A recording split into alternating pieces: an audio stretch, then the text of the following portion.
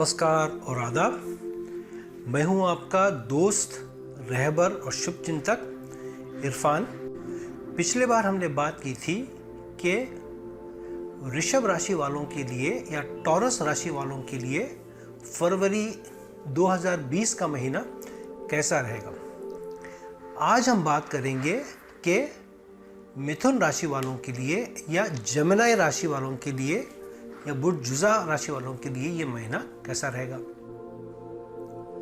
ये जो मेरी प्रेडिक्शंस हैं और जो मेरे एनालिसिस है ये वैदिक एस्ट्रोलॉजी के थ्रू है या वैदिक एस्ट्रोलॉजी में किस तरह से प्रेडिक्शंस होते हैं उसके थ्रू है। लेकिन ये जो अपने आप को जेमिनी का सन साइन मानते हैं और स्ट्रॉन्ग जेमिनी पर्सनैलिटीज़ मानते हैं उनके लिए भी, और जो जेमिनी मून साइन है यानी कि मून जेमिनी साइन में हो या चंद्र मिथुन राशि में आपका लग्न राशि में बैठा हो या बर्थ हॉरोस्कोप में हो तो भी आपके लिए यह एप्लीकेबल है। महीने की शुरुआत में आप ये पाएंगे कि मंगल या मार्स जो आपके छठे घर का रूलर है या स्वामी है और 11वें घर का भी वो छठे घर में है, और जुपिटर या गुरु या बृहस्पति जो आपके 7वें घर का और आपके 10वें घर का जो स्वामी है वो विराजमान है, वो बैठे हैं आपके 7वें घर में। और शनि या सैटर्न जो आपके 8वें और 9वें घर के स्वामी हैं या रूलर हैं वो बैठे हैं 8वें ही घर में। और सूर्य या सन जो आपके तीसरे घर के या तीसरे भाव के स्वामी हैं वो बैठे हैं शनि के साथ 8वें घर में। और बुध जो आपके लग्न का स्वामी है फर्स्ट हाउस के और फोर्थ हाउस या चौथे भाव के वो बैठे हैं शुक्र के साथ 9वें भाव में। तो ये महीने की शुरुआत में ये परिस्थिति है सारे आपके ग्रहों की। This is the status of all the heavenly bodies in your horoscope at the start of the month. तो इस परिस्थिति में आपको क्या प्रेडिक्शंस रंग लेके आएंगे, क्या आपके लिए प्रोबेबल रिजल्ट्स या क्या संभावनाएं बन रही हैं, हम उसके बारे में बात करते हैं। क्योंकि मंगल 11वें भाव का स्वामी है और छठे भाव का भी है और छठे भाव में बैठा है, इसका मतलब यह है क्योंकि मंगल बहुत शक्तिशाली है, उसमें काफ़ी बल है छठे भाव में। और छठा भाव उन लोगों का भी होता है जो आपके ऐसे प्रतिद्वंदी हैं, कॉम्पिटिटर्स हैं, जो काम पे भी हो सकते हैं, सर्विस करियर रिलेटेड भी हो सकते हैं, कलीग्स भी हो सकते हैं जो आपसे कंपटीशन करते हैं, या वो लोग जो आपके पीठ पीछे काम करते हैं, ये उनका भाव भी माना जाता है। और मंगल क्योंकि बहुत बली है वहाँ पर, तो ये आपकी विजय, ये आपकी विक्ट्री उन लोगों पे जो आपके कंपटीशन हो। मतलब आप कोई भी इनिशिएटिव एक्शन लोगे इस महीने में उन कंपटीशन को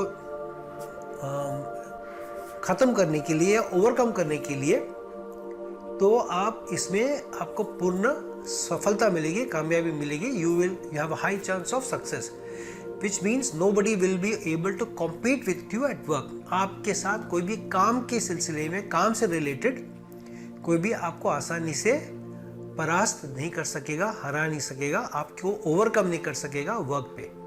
तो this is a good time for you to do your new initiatives, to do new projects. सही समय है आपको नए प्रोजेक्ट्स करने के लिए, नया इनिशिएटिव लेने के लिए और वो चीज़ें दरकार करने के लिए, पूछने के लिए, मांगने के लिए, रिक्वेस्ट करने के लिए जो चीज़ें आपको लगता है आप डिज़र्व करते हो, चाहे वो रोल हो या प्रमोशन हो या कुछ नई टीम के साथ काम करना हो, नए प्रोजेक्ट पे काम करना हो, तो this is the right time for you.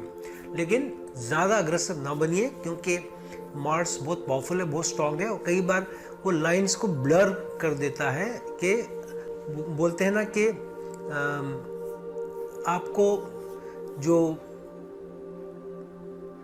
समझदारी और फुल हार्डीनेस यानी कि ज़्यादा या बेवकूफ़ी के बीच में थिन लाइन को क्रॉस करने पे मजबूर करता है। तो थोड़ा सा केयरफुल रहे कि आप किस तरह से कंपटीशन के अगेंस्ट काम करते हो और किस तरह से अपनी मांगे रखते हैं। तो थोड़ा सा केयरफुल रहिए, समझदारी का इस्तेमाल करिए रादर देन फुल हार्डीनेस से या रशिंग इनटू डेंजर। दूसरा, क्योंकि गुरु या जुपिटर बैठे हैं 7वें भाव में केतु के साथ, इसका मतलब ये है कि कई बार ये होता है कि आप इनिशिएटिव तो लेते हो, लेकिन अग्रेसिवली भी लेते हो, लेकिन क्योंकि केतु बैठा है जुपिटर के साथ, गुरु के साथ, और गुरु आपके 10वें भाव के भी स्वामी हैं, तो कई बार आप एक स्टेप पीछे भी लेते हो। जैसे आपको नेगेशन मिलता है, क्या नो मिलता है किसी चीज़ में, आप आसानी से उसको छोड़ भी देते हो, सोचते हो जाने दो, क्यों झगड़ा करें, क्यों मुसीबत बोल लें। तो थोड़ा सा केयरफुल रहें कि अगर आपके लिए, आपको लगता है आपका हक है और आप उसके काबिल हैं और आप वो डिज़र्व करते हैं, तो उसको आसानी से जाना ना दें। लड़े नहीं, झगड़े नहीं, लेकिन उसको इजीली ड्रॉप भी नहीं करें। तो ये स्थिति बन रही है जुपिटर और केतु के साथ में रहने से 7वें भाव में। ये बिजनेस के लिए भी अच्छा है, लेकिन नए बिजनेस डीलिंग करने के लिए अच्छा नहीं। और क्योंकि सूर्य और शनि बैठे हैं आपके 8वें भाव में और सूर्य तीसरे घर के भाव है, तो इसका मतलब ये है कि आपका इनिशिएटिव, आपका जो एफर्ट है, जो आपका काम है, जो मेहनत है, वो ज़रूरी है कोई भी चीज़ को ओवरकम करने के लिए।